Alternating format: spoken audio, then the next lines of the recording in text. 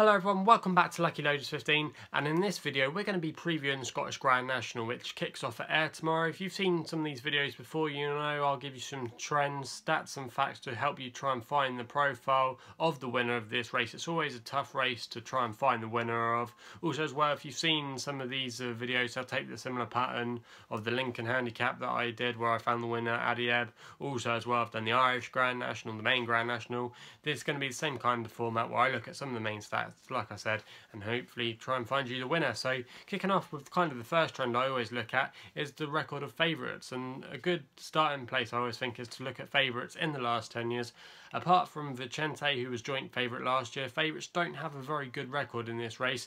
There's been a 25 to 1, a 40 to 1 and a 66 to 1 in the last 10 years, but a lot of the winners have been quite prominent in the betting. They haven't been the favourite, but they've been up there in the betting, so you don't get too many outsiders, so that's something to maybe take into consideration. But looking at favourites, maybe you do want to avoid them, and it was kind of maybe a one-off last year that Vicente won the race, and he's kind of got the same plans for this year as well, which we'll get stuck into in a bit later in this video. Another stat that I thought was a good thing to look at was course specialists. Horses that have got liking for this track often go well, like Vicente in recent years, 2 times winner, seeking his 3rd title. Also as well, there was another horse a few years ago called Merigo, which won for Timmy Murphy and Andrew Parker in 2012 and 2010. So you want to be looking for horses that are quite consistent in there, and there's a few course specialists in this race tomorrow, and we'll get stuck into those in a minute. Also as well, another thing I like to look at is weight. Now, when you look at the record for this race of carrying weight, it hasn't really got a key trend you want to be following. A lot of horses that have carried low weights have got a good record, but there have been the odd exceptions where there have been some top weights in the last 10 years that have won the National. Vicente was carrying a lot of weight last year, and also the first time he ran, he was carrying more than 11 stones, so it's not always one to maybe follow low weights, but it's always a good thing, I think, to follow horses with low weights, because especially over the longer trips, they're going to be carrying less weight, and in theory, if they're up to the standard, they should be lasting out a little bit better than home against some of the top weighted horses. So that's always an interesting fact as well. Age is also something that I look at. I think not many older horses have won this race from looking at the statistics. It tends to be a race that maybe suits younger horses or kind of middle-aged horses, maybe 8 or 9. The average age of the winner in this race is 9 years old, so you might want to be looking at something that maybe is up and coming, so that's always a good angle to come from as well. So with a few of those things in mind, let's take a look at some of the runners that are going to be running in this year's Scottish Grand National. We'll start off with Vicente, looking for 3 times win in a row.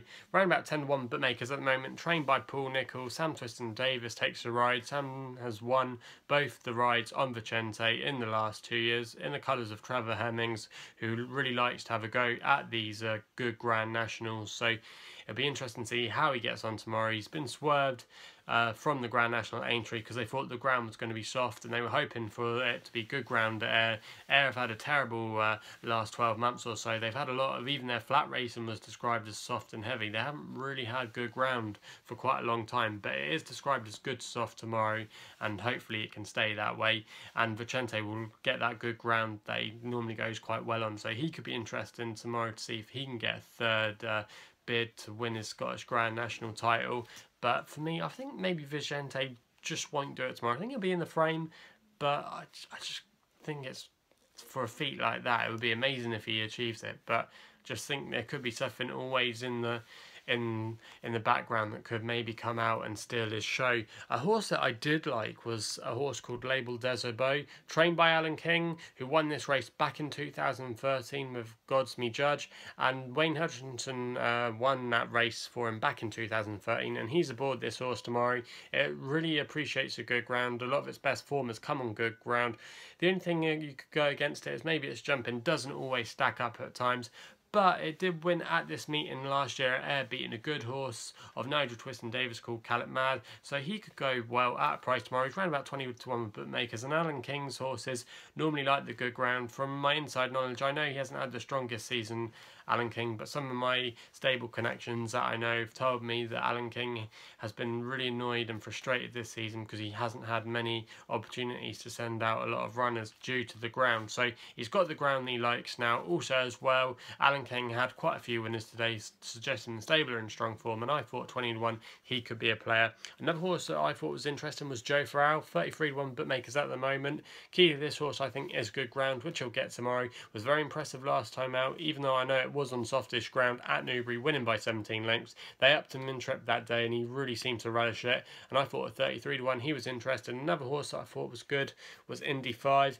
trained by David Dennis, who wouldn't have too many runners up at Ayr, and this horse last time we saw it did run at Ayr when it put in quite a good performance that day, and it's going to be carrying a nice low weight tomorrow with Brian Hughes aboard. Good course specialist jockey. He always rides plenty of winners up in Ayr, does Brian Hughes, and I thought 33 to 1 he could be a player tomorrow with a bit of course experience under his belt. But apart from that, a lot of these other horses didn't have course experience. Probably be against Gold Present tomorrow. I think he won't go too well. Nicky Henderson has never won the race, neither has Gordon Elliott, who saddles Fagan tomorrow, but because he's been winning everything this season, it'd be interesting to see if Fagan could turn up, but I just think there's something better out there than Fagan.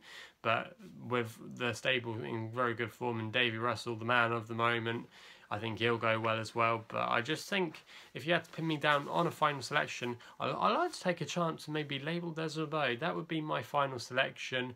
But if you had to give me a next best, I think Joe Farrell could go well as well. So they're my two selections for the big race tomorrow. Let us know what you think in the Scottish Grand National, and please leave your comments in the comments box below. I'll also as well do some previews of the Newbury race, and also as well a few other races going on tomorrow. Upload them tomorrow morning, so stay tuned for that. If you haven't subscribed to my YouTube channel already, please do so at LuckyLoaders15 here on YouTube. Also as well, you can follow me on Twitter if you want as well, where if I don't do videos and you want to know why I haven't done one, always follow me on Twitter, because I always say why I haven't done a video, and I also as well might put some tips up there. So check me out on Twitter if you haven't done so already. Please gamble responsibly, and we'll be seeing you soon.